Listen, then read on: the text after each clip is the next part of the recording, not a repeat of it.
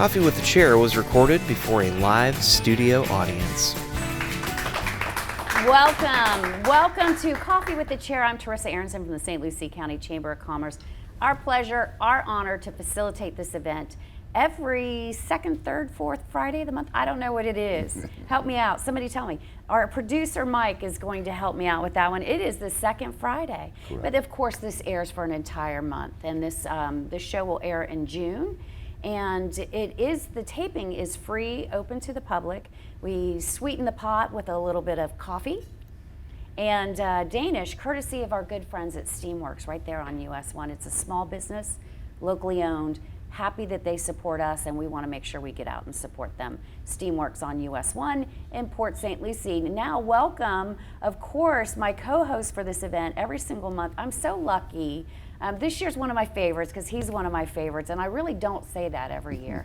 But I get to know all of them because they rotate. And this year's Board of County Commission Chair is none other than Commissioner Sean Mitchell. Welcome. Thank you, and it's indeed my pleasure to be here. I love having you on the show. It's been so nice spending this time with you. That's when I get to know a commissioner is when they come and they're forced to do this show with me.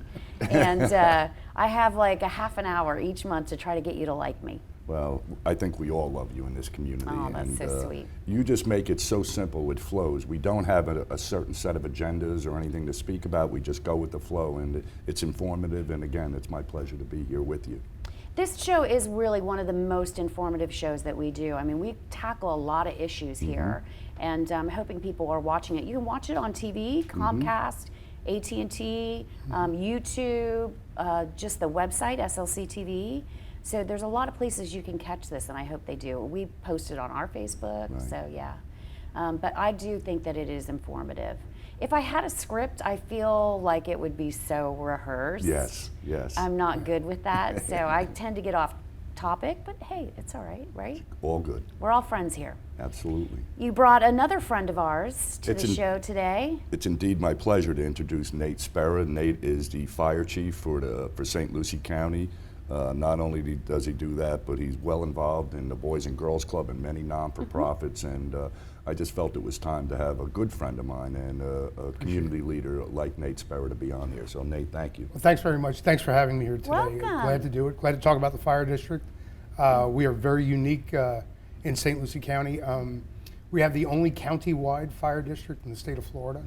There are three types of fire departments in the state of Florida. There are municipal, city departments, county departments, and independent districts, and we're an independent district. We're the largest independent district in the state of Florida. We're the only countywide, like I said, so we're unique in that regard. And we were established in 1959 as an outgrowth of the Fort Pierce Fire Department. Right. And the reason they went this way was the city department was doing a lot of responses out into unincorporated county, and they decided at that time, I was very forward-thinking that let's just take the entire county and make it a taxing authority. And the representation is elected officials from both the city of Fort Pierce and the city of Port St. Lucie, 2 county commissioners, and a governor's appointee. And what I really like about the governance, I've been with the agency for 31 years, is each government entity has equal footing. And initially you'll see commissioners when they first get on, they're going to be a little bit territorial about their municipality or the unincorporated county. Yeah. And in a very short period of time, they become fire board members, and they start looking very community focused.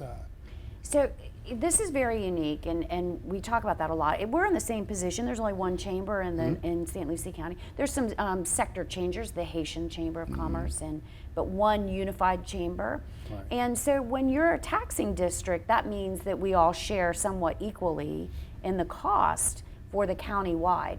And we're up to what? Almost 300,000 people. I think we passed that. Yeah. For sure we are, because by the time you get your census numbers, they're blown out of the water. And so we're going to continue to go, right? 8,000 more rooftops and just tradition alone, practically. And how does that affect the fire department? Like, one of the nice things about our organization is we have the ability to look at the county globally.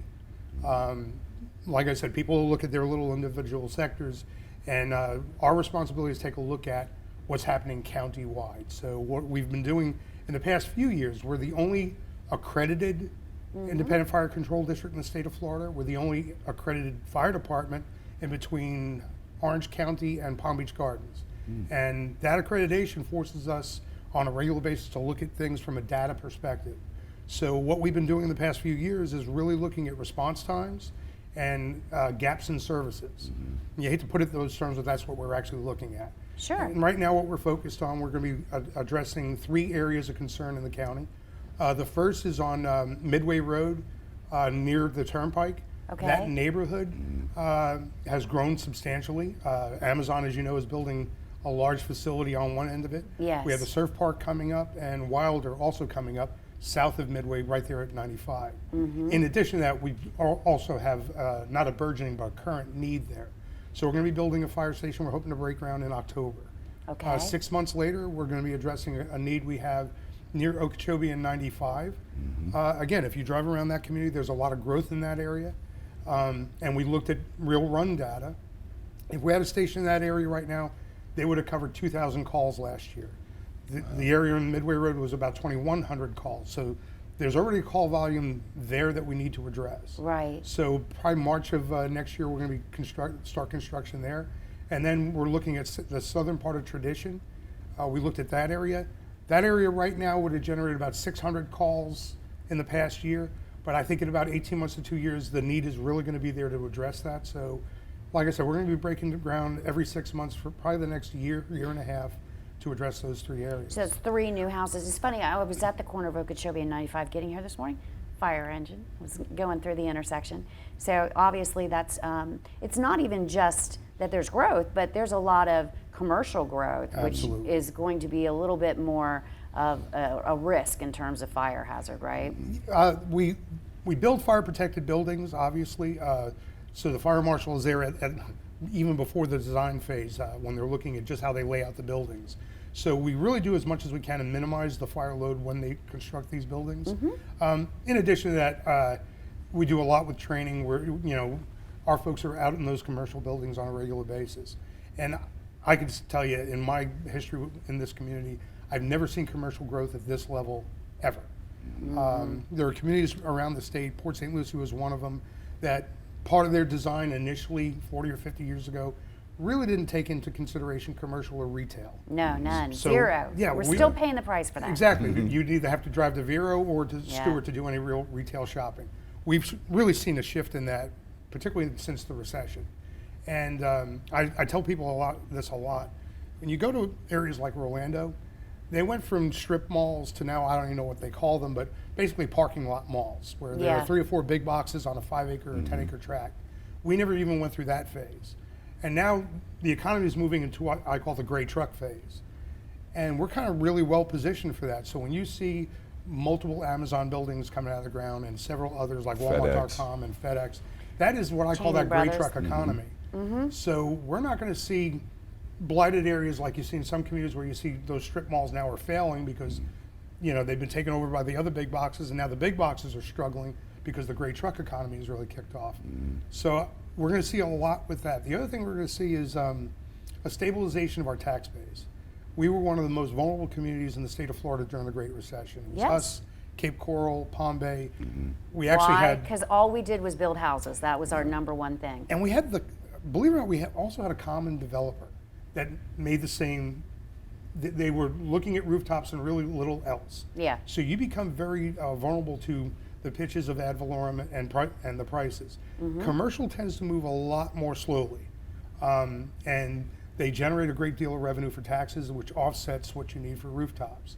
And we've lived through it. I remember having conversations with Bob Minsky 15, 20 years ago, where he said, we can build roofs all day long, but it'll never keep up with what we need to service those rooftops. So Yeah. we'll see that stabilization, I think, in the next couple of years. Bob Minsky was a former mayor of the city of Port St. Yep. Lucie, which was laid out by a couple of marketers back in the day, 1962, $10 down, $10 a month for 10 years, and you can own your own little, slice of swampland.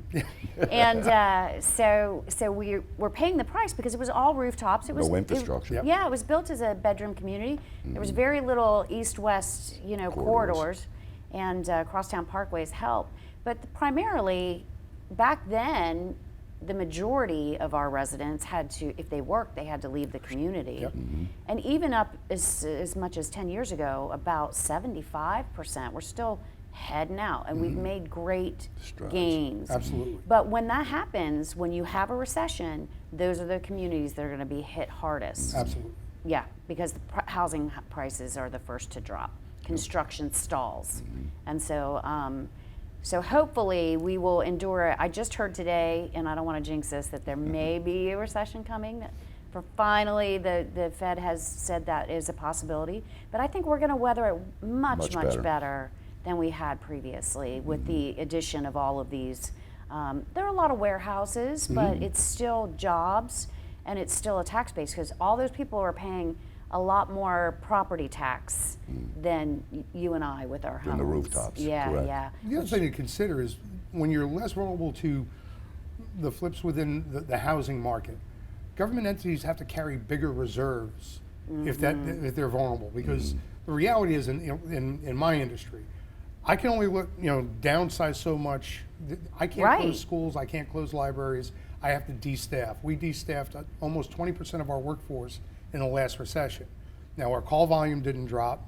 Things didn't slow down. It just meant a much heavier burden on our individual employees. We finally, only last year or the year before, surpassed what our staffing levels were prior to the recession. And now we're positioned really, I think, in one of the better places I've ever seen in my career in Good. terms of staffing and working with the county, addressing response times issues that we haven't been able to address in the past. So that seeing our tax base diversify really does give the government entities an ability to come off the millage a little bit, not carry enormous reserves for fear of a future recession. So it does stabilize government a great deal. It does.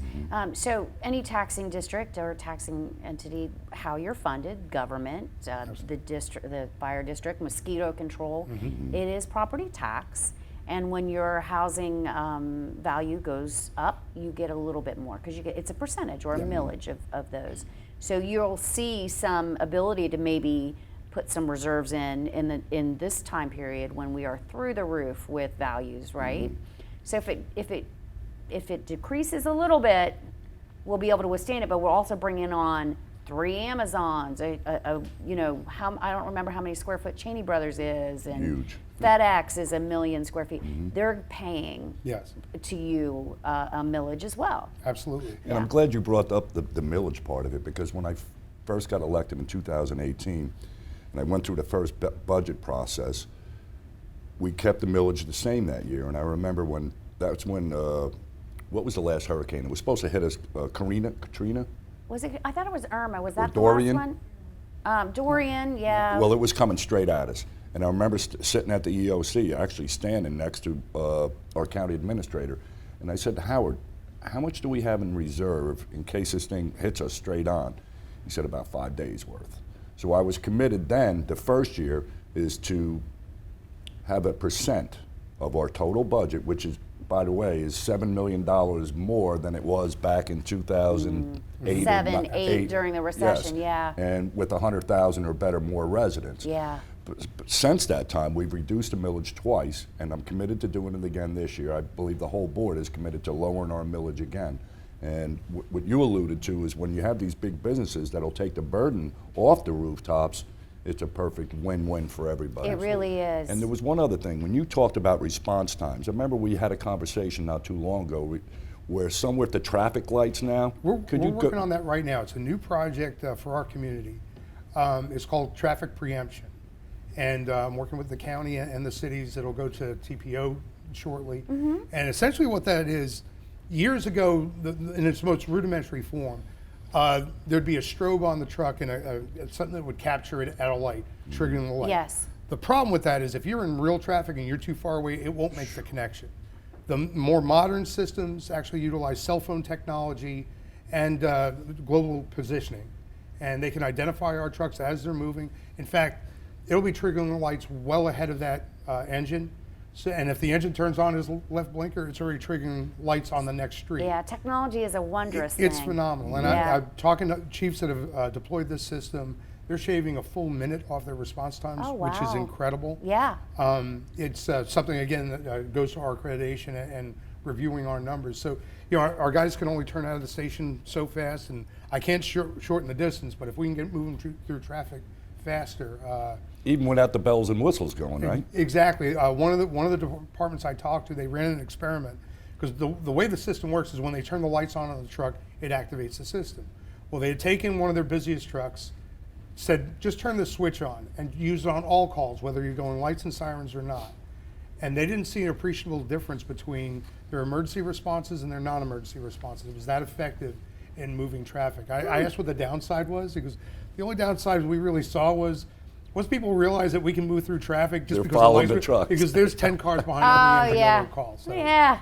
They're But taking it- advantage of that situation, aren't they? But in terms of cost, if the entire county bought into the system, we're looking at the entire county about $1.5 million. Oh, wow. That's not really. It's not a whole lot of money. No. So it's something that Hillsborough County is using the very system that I'm looking at. They're actually putting it in right now as we speak. Martin County is doing a version of it. So I'm hoping that within the next year and a half, we can get that up and deployed, at least on the major thoroughfares, if not everywhere. But that'll help out a lot. Yeah, for sure. And response time is Yeah. key to Response- everything. It's everything, yeah. And you talked about accreditation a lot, which is something that you have to apply for, and it has to be verified that your demonstration of all best practices. Right. And it's not really that, it's a process to get accreditation. It takes is. some time too, right? Yeah, fire departments, they have a mandatory evaluation that comes from what they call ISO, the Insurance Service Office. That's what your fire insurance is based off. Yep. We're up for an ISO evaluation probably in the next year.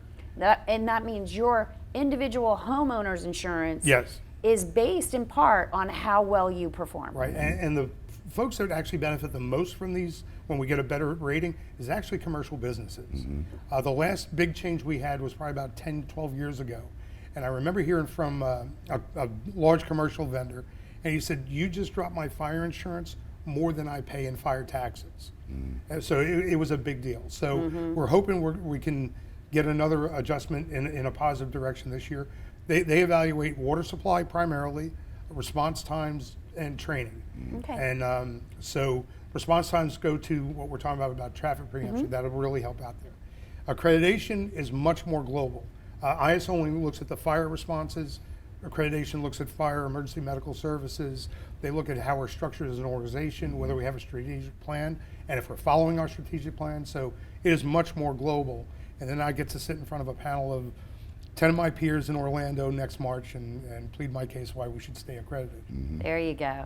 All right, well, I want to give you a PSA is yes, the fire response time and all that kind of stuff goes into your homeowner's insurance Yes. evaluation, but you are not the reason why our homeowner's insurance has doubled. I was just going to say, it's quite the opposite. Yeah, As yeah. I alluded to, we dropped the millage. My taxes on my home in Port St. Lucie actually went down last year, but my homeowner's insurance went up 10 times as much as Yeah. the reduction I got in my taxes.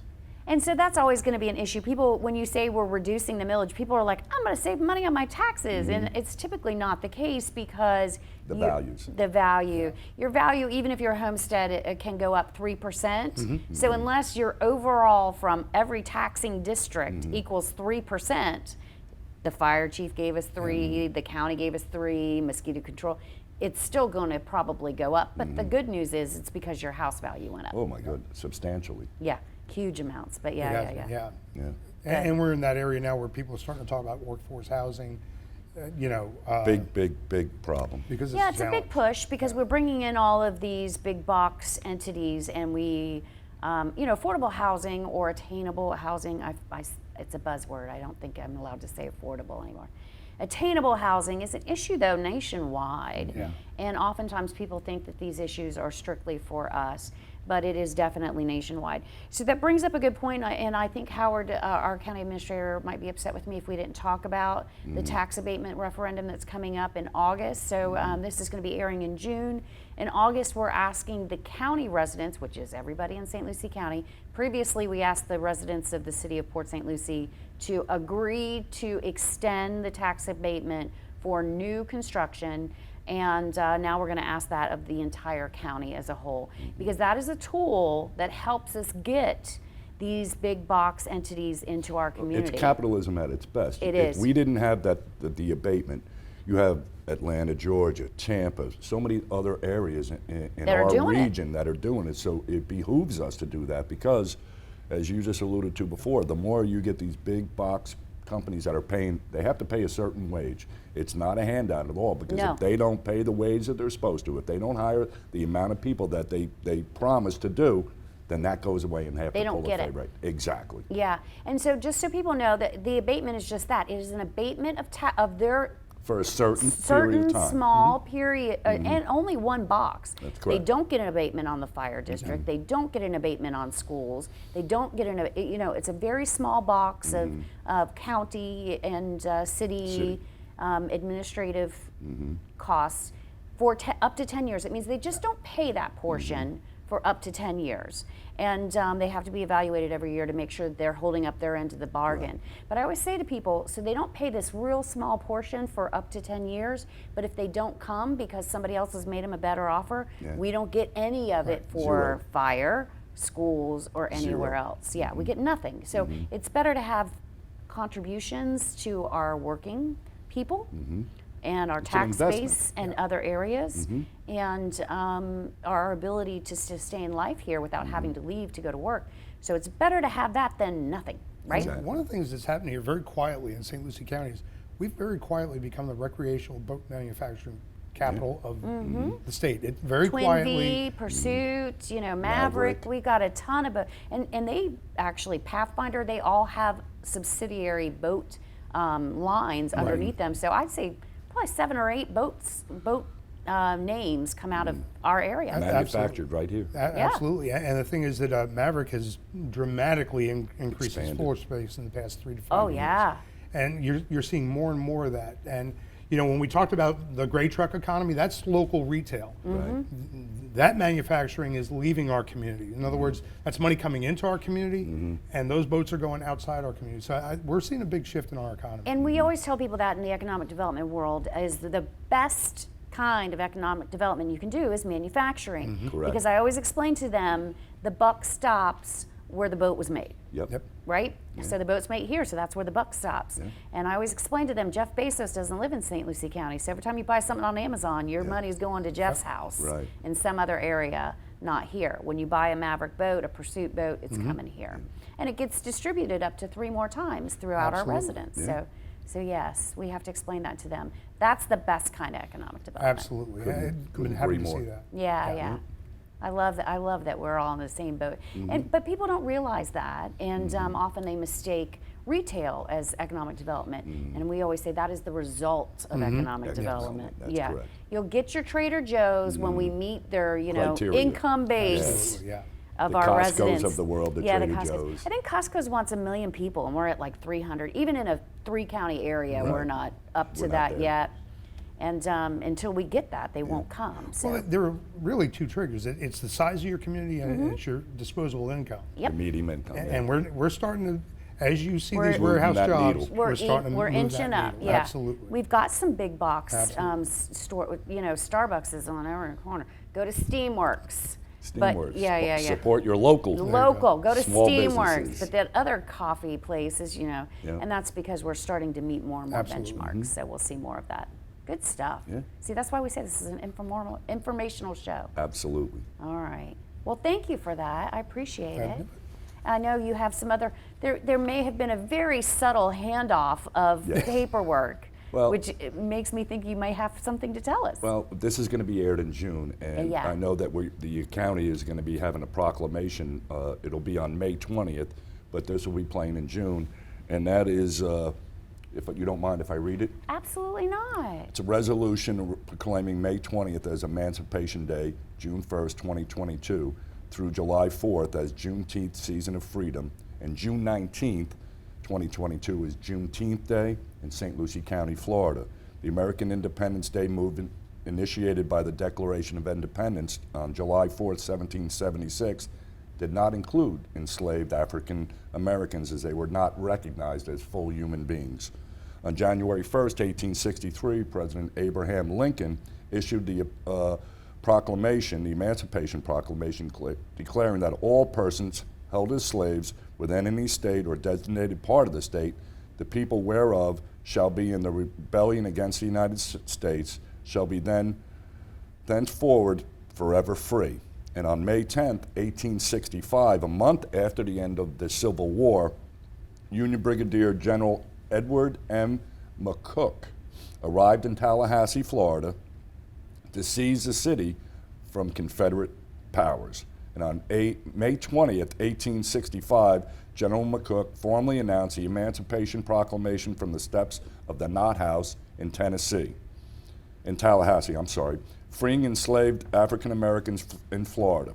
Freedom from slavery was formally announced by Union General Gordon Granger in Galveston, Texas on June 19, 1865, through the reading of General Order No. 3 to the last group of slaves in this country still in bondage, creating America's second Independence Day celebration, Juneteenth Independence Day, observed on June 19th as the oldest African American holiday. June 19th is the freedom and the forerunner to the 13th Amendment, which implemented freedom for all slaves in the United States of America. Juneteenth Independence Day completes a cycle of Independence Day celebrations in America. In 1997, the 105th Congress of the House of Representatives in the United States Senate passed Resolution 11 and House Joint Resolution 56, officially recognizing Juneteenth Independence Day in America. The Juneteenth celebration commemorates the emancipation of blacks on June 19, 1865, 2.5 years after the signing of the Emancipation Proclamation. The memory of all those who moved from slavery to freedom remains a lesson for all Americans, regardless of their background, their race, or their religion. Emancipation Day is traditionally celebrated on May 20th in Florida and provides an important opportunity to celebrate and commemorate the achievements and contributions of African Americans have made and will continue to make in Fort Pierce, the state of Florida, and the United States. The Florida legislature issued an apology on March 26, 2008, expressing profound regret for the shameful history of enslaving black people and passing laws that sanction involuntary servitude upon generations of American slaves. So now, therefore, be it resolved, the Board of County Commissioners of St. Lucie County, Florida, does hereby proclaim May 20th, 2022 as Emancipation Day, June 1st, 2022 through July 4th, 2022, and Juneteenth Season of Freedom and June 19th as Juneteenth Day in St. Lucie County, Florida.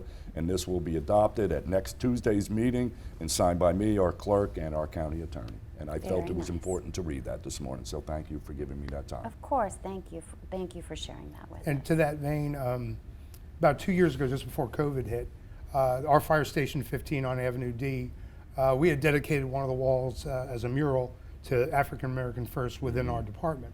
And we celebrate our first African American lieutenant, our first African American chief officer, first African American female, and first African American engineer. And the intent was try to add to that every year, and then of course we had COVID hit. But this year, unfortunately last year, one of our longest serving ever fire board members, Rufus Alexander, passed away. And we decided this year, with the support of the family, to add to that mural. So Commissioner Alexander will have his mural unveiled on June 17th as part of the community's Juneteenth celebration. Yeah, I was fortunate to serve with Rufus on a couple boards, and I do miss him. What a great honor to do that for him. And going to the point I made much earlier about board members becoming really fire board members, it was a thrill to watch him fight as vehemently for a fire station in Port St. Lucie as to one in the county or one in Fort Pierce. He truly was a fire board member. He truly was a man of the people and all people. Absolutely. He definitely did understand us as a whole community, not just Fort Pierce. I did appreciate that about that man. Good stuff. Mike is encouraging me to head out to questions. So does anybody have a question from the audience? Oh, they're all looking at John because I asked him to have one locked and loaded, and he's like, no, please, go away. Yeah. You have a question? Yeah, just out of curiosity, considering the way things have been going with our economy, is there anything we can do here in the county to combat with the high rent prices? Anything with rent control that we can do locally? Is that So, question for me? I mean, I have some stuff I can add, but if you want to go first. Well, all I can tell you is that, and it took a while to get here, and it's here for sure. I remember 4 years ago when I ran for office the first time, what I wanted to do a deep dive on was on good paying jobs, careers, and we're getting there with all the warehouses and things of that nature. Now, a perfect example, I have a 32-year-old daughter who's a public school teacher.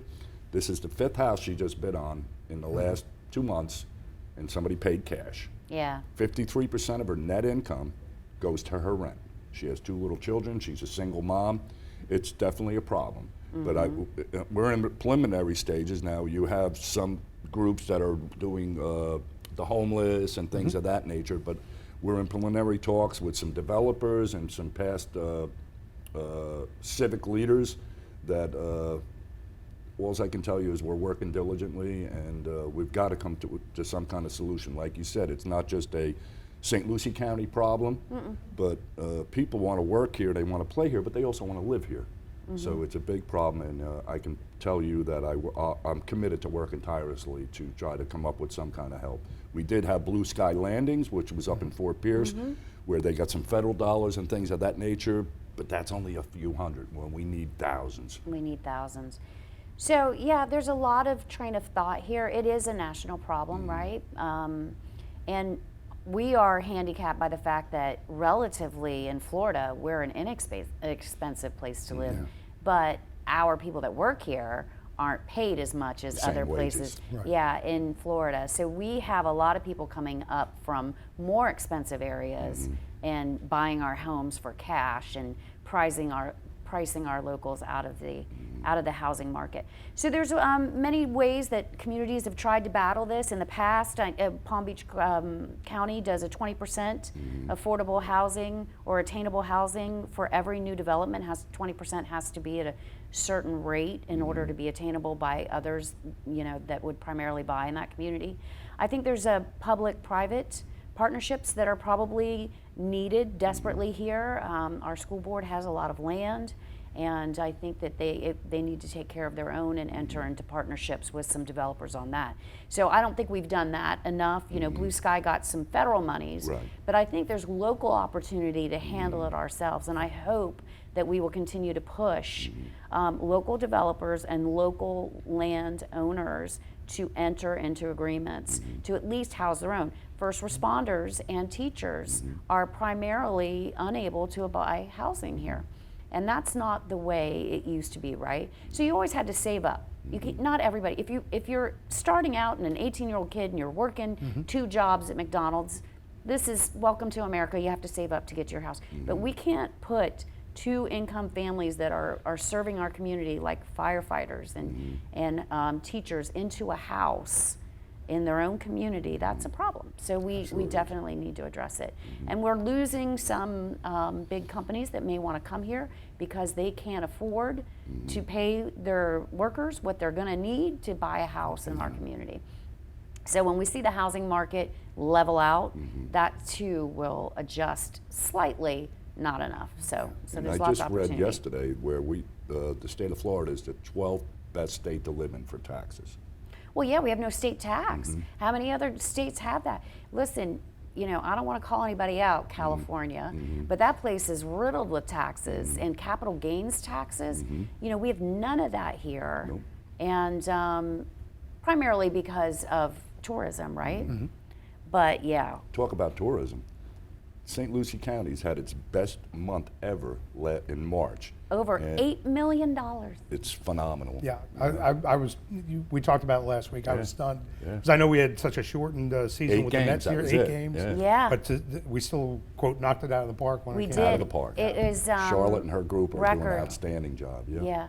And I know it's $8 million because I think I had that meeting yesterday. I'm on the board. So Amazing. $8 million, yeah. It's crazy good right now. We're And doing well. when they say $8 million, that's what you pay for hotels and things of that nature, or B&Bs and things like that. Short-term rentals, short-term 6 months rentals. or less, Yep. you're going to pay an additional 5% tax. That's a bed tax.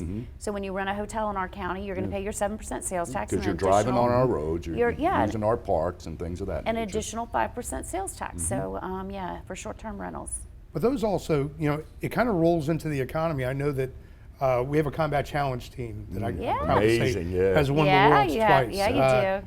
Well, we hosted here again last year, and part of that was because some of that bed tax helped us sponsor them coming in here. So that becomes a force multiplier. So that brought even more. Well, it brought firefighters not just from around the state but around the world World. in Yes. here. And we'll have nationals again this year. I was gonna say you're doing it again this year. And- Every day was crowded. Every absolutely, day. yeah. Even if it was overcast, a little drizzle, they were still there. So that's what some of your bed tax goes Absolutely, towards. it went to restore the stadium. So again, that just keeps kind of building on that economic development that we're talking about. Yeah. So you got to spend a little to make a lot, Yep. right? And so we use that bed tax to leverage it to bring in more money for our businesses. So we do that with the Mets, and we do that with other things like the firefighters challenge. Absolutely, Yeah. It's all good stuff, right? Absolutely. But I like that we get to explain that to people, like Sure. why are you paying bed tax? You're paying Yeah. bed tax because we want them to come to town and go get coffee at Steamworks. Yeah, exactly. Absolutely. Well put. Yeah, very good. Yep. All right, good stuff. No more questions? All right. Well, what a great show today. I know we could go on forever. I feel like everything leads into some other topic. We went from putting out fires, to buying coffee. So Yeah, we're there you good. All right. Thank you for being with us Thanks so today. much. It's nice, Really so a nice to pleasure. have you. Appreciate it. And Again, always thank a you for having pleasure. us. No, of course, of course. So thank you all for joining us again. Thanks to Steamworks. Thanks to A&G Pools. Yep. Yeah, everybody, Art, Sandy Allen, Travis Leonard, could not do this without them, and we're so thankful, not just for their contributions here, but their contributions throughout the county. Oh, my goodness, we all yes. know them well, right? Personally, absolutely, yeah. because they're that involved Pillars with of the the community. charities that we get involved in. Absolutely. So I can't say enough nice things about Art and Sandy Allen, I can tell you that. So big thanks to them, the staff here, my staff as well, and have a great day, everybody. We'll see you next time.